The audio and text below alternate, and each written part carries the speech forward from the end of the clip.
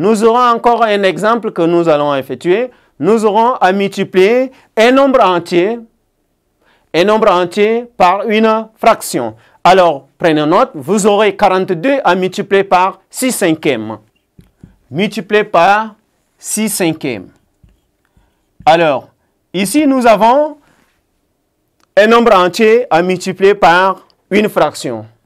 L'opération s'effectue entre le nombre entier et le numérateur de la fraction. Ceci nous donne 42, on multiplie par 6, le tout sur 5. Alors, nous allons effectuer l'opération dont nous aurons 42 à multiplier par 6. Là, nous avons notre table de multiplication par 6. 6 fois 2, 12, j'écris 2, je retiens 1. 6 fois 4, 24, et 1 font 25. Donc, nous aurons 252 sur 5. Si nous voulons avoir la valeur exacte, on peut diviser 252 par 5. Alors, on revient, nous aurons ici 252 divisé par 5. Posons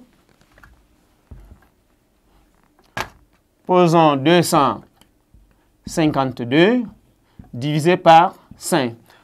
Je prends deux chiffres vers la gauche du dividende et je dis, dans 25, combien y a-t-il de fois 5. Il y a 5 fois. 5 fois 5, 25. Au lieu de 25, il nous reste 0.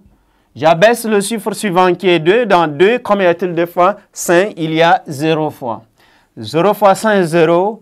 Au lieu de 2, il nous reste 2. Je place la virgule et j'ajoute un 0 qui nous fera 20 divisé par 5. Donc, nous aurons dans 20, combien y a-t-il de fois 5? Il y a 4 fois. 4 fois 5, 20. Au lieu de 20, il nous reste 0. Donc, la réponse est 50,4. Donc, si nous avons à multiplier 42 fois 6 cinquième, ceci est égal à 50,4. Alors, nous avons encore un autre exemple qui est 9 septièmes fois 4 tiers. 9 septièmes multiplié par 4 tiers. Donc, l'opération s'effectue toujours entre les numérateurs et ici, les numérateurs entre eux et les dénominateurs entre eux.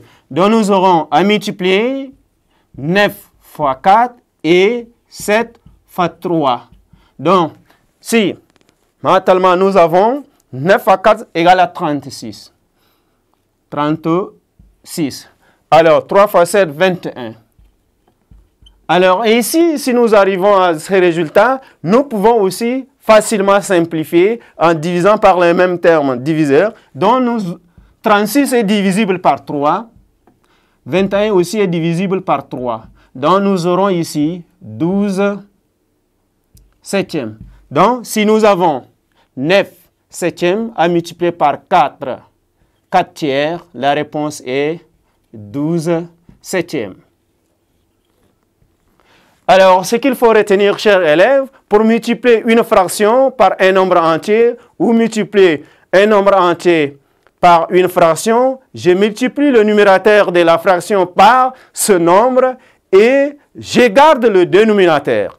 Et pour multiplier une fraction par une fraction, je multiplie les numérateurs entre eux et les dénominateurs entre eux et je simplifie le résultat obtenu s'il est simplifiable. Merci et au revoir pour la suite de notre séquence.